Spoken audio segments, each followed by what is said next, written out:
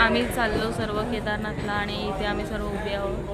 हे बघा मामा, तुम्हाला कसं वाटत आहे? कसं वाटत आहे?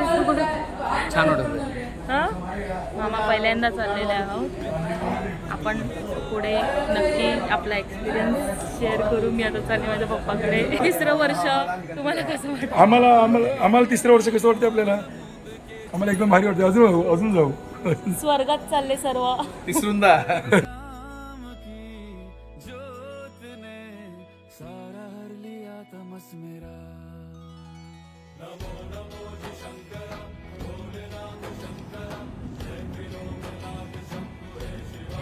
Thousand years later. Hi guys, आम्ही सर्व पोचलेलो आहोत हरिद्वार स्टेशनला. आता आम्ही आमची बसची वाट बघत आहोत. हे बघा हरिद्वार स्टेशन आली बस आली. पवित्र पावन माँ गंगा के सुंदर और स्वच्छ और पावन धाम में हरिद्वार नगरी ऋषिकेश हरिद्वार और उत्तराखंड में आपका स्वागत है. और हम आपके बहुत आभारी हैं. हम अपनी तरफ से पूरी कोशिश करेंगे कि सुंदर आपको जो है यात्रा की व्यवस्था दी जाए. बघा आमची बस आहे. जय भोलेनाथ. जय जय भोलेनाथ. जय भोलेनाथ. जय भोलेनाथ. हर हर महादेव.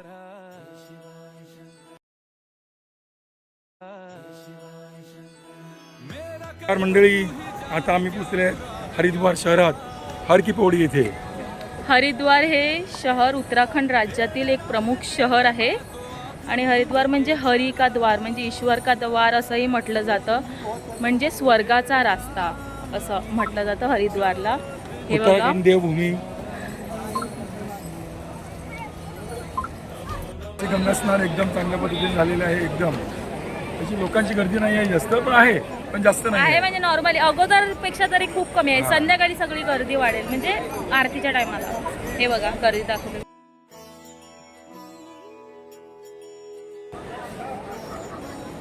हे हरिद्वारमध्ये प्रत्येक 12 वर्षात कुंभमेळा आयोजित केला जातो. हा जगातला सर्वात मोठा मेळावा असतो. इथेच ह्या गंगा नदीच्या किनाऱ्यावर कुंभमेळा आयोजित केला जातो. आताच हरिद्वारवरून गंगा स्नान करून निघालो आहोत केदारनाथला. आणि केदारनाथला जाण्यासाठी हे कंपल्सरी रजिस्ट्रेशन करायलाच लागतं. ते थोड्याशाच 10-15 ऋषिकेशमध्ये 10-15 किलोमीटरवर रजिस्ट्रेशन ऑफिस आहे. तर तिथे आलेलो आहोत. इथे निःशुल्क आहे. हे बघा ह्यांचं झालेलं आहे. हरिद्वारला पण करू शकतो. हां, हरिद्वारला पण करू शकतो, पण आम्ही ऋषिकेशमध्ये आले कारण हरिद्वारला एवढं आयडिया नव्हती आम्हाला. हे बघा चारधामचं हेमकुंड साहिबचं पण हे बघा. माझं जस्ट रजिस्ट्रेशन झालेलं आहे. हे बघा हे निःशुल्क असते. इथे ऋषिकेशमध्ये हरिद्वारमध्ये सुद्धा काढून मिळते आणि सोनप्रयागमध्ये सुद्धा काढून मिळते. आम्ही ऋषिकेशमध्ये काढलेलं आहे. इथे गव्हर्नमेंटचं ऑफिस आहे, रजिस्ट्रेशन ऑफिस.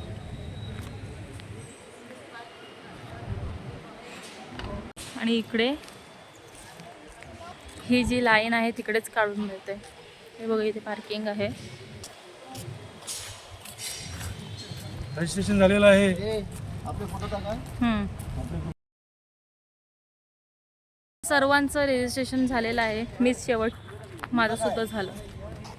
इथे ऋषिकेश इतकं सुंदर आहे की रजिस्ट्रेशन ऑफिसकडे पण लोकांना जाऊ नाही वाटणार. हे बघा ही आहे उत्तराखंडची सुंदरता.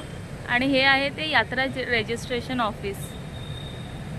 हे बघा किती सुंदर.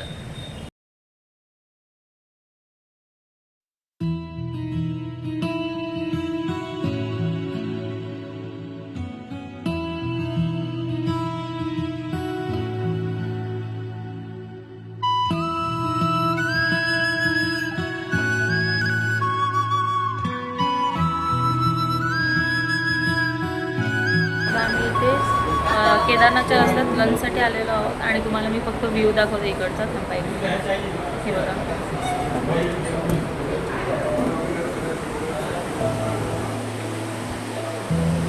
वादियों में टकरा चुके हैं, हमसे मुसाफिर यूं तो कहीं दिल ना लगाया हमने किसी से, किस्से सुने हैं यूं तो कहीं, ऐसे तुम मिले हो, ऐसे तुम मिले।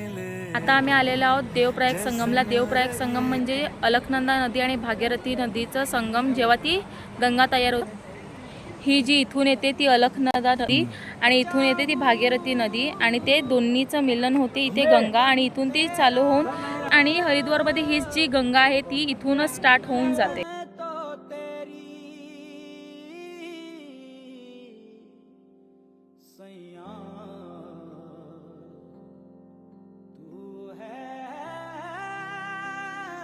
यमुनोत्री, गंगोत्री, केदारनाथ आणि बद्रीनाथ ह्याचे रक्षक जेव्हा 2013मध्ये केदारनाथला बाढ आलेली तेव्हा ह्याच देवीच्या एका स्टोरीमुळे आलेली. ती स्टोरी पण मी तुम्हाला पुढे सांगते, तुम्हाला दाखवते मी.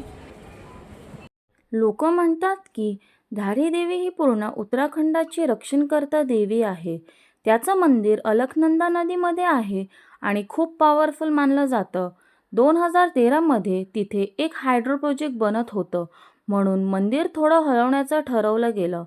16 जूनला देवीची मूर्ती मूळ जागेवरून हटवली गेली आणि लिटरली त्याच रात्री उत्तराखंडमध्ये भयंकर पूर आला. केदारनाथ मंदिरमध्ये इतका डिस्ट्रक्शन झाला की हजारो लोक अडकले. आजही खूप लोक मानतात की देवी रागावल्या होत्या म्हणून ही आपत्ती आली. ऑब्व्हियसली सायन्स म्हणतं की ते नॅचरल डिझास्टर होती, हेवी रेनफॉल, क्लाउड बस्ट वगैरे. पण कोइन्सिडन्स इतका शॉकिंग होता की लोक आज ही गोष्ट विसरलेले नाहीत. आणि अजून एक इंटरेस्टिंग गोष्ट म्हणजे लोकांचा विश्वास आहे की धारी देवी चारधाम यात्रेचं रक्षण करतात, एस्पेशली केदारनाथचं. म्हणून आजही अनेक लोक धारी देवी मंदिरला खूप पॉवरफुल आणि मिस्टिरियस मानतात. तुम्हाला काय वाटतं? हा फक्त कोइन्सिडन्स होता की खरंच देवीचा इशारा? धारी देवी आईचं एक असं वैशिष्ट्य आहे की सकाळ असताना ते धारी देवी आईचा चेहरा हा एक छोट्या बालिकासारखा असतो. दुपार झाल्यावर तो चेहरा एका महिलासारखा होतो आणि संध्याकाळच्या टायमाला वृद्ध महिलासारखा तो चेहरा होतो. मी फोटो अटॅच करेल जर मला फोटो मिळाले, कारण की मध्ये फोटोग्राफी अलाउड नाही मिळत. ते माझ्याकडे आहेत एक फोटो, तरी मी तुम्हाला अटॅच करून दाखवेल ते कसं असते रूप.